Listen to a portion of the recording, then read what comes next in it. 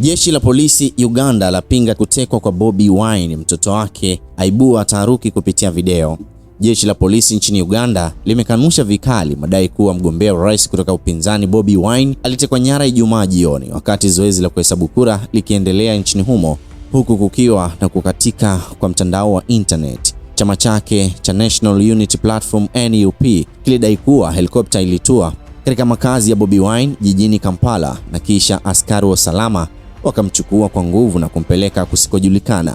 Taarifa hizo zilienea kwa kasi mtandaoni na kuzua hofu miongoni mwa wafuasi wake. Hali ilizidi kuchanganya baada ya mtoto wake Solomon Kampala kuweka ujumbe kupitia video na maandishi kwenye mitandao ya kijamii akidai kuwa wazazi wake wote walikuwa wamechukuliwa na vyombo vya usalama. Hata hivyo, baadaye alibadilisha kauli na kusema kuwa baba yake aliweza kutoroka huku mama yake akiendelea kuzuiliwa ndani ya nyumba chini ya ulinzi mkali. Kupitia video na ujumbe aliochapisha, Solomon alikiri kuwa alikuwa anapokea taarifa zinazokinzana kuhusu hali halisi ya usalama nyumbani kwao, jambo lililoonyesha wazi sintofahamu na hofu iliyokuwepo.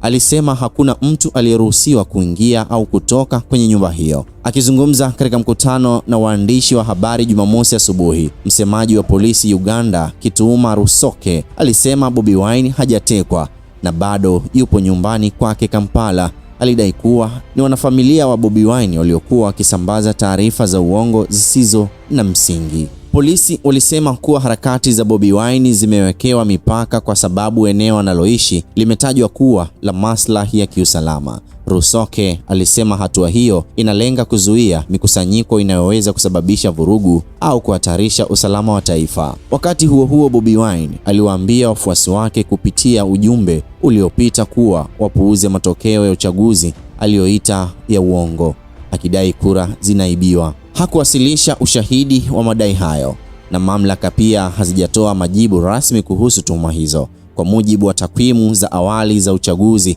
rais wa sasa Yoweri Museveni anaongoza kwa asilimia 72 ya kura, huku Bobi Wine akiwa na asilimia 24 kulingana na matokeo kutoka asilimia 94 ya vituo vya kupigia kura.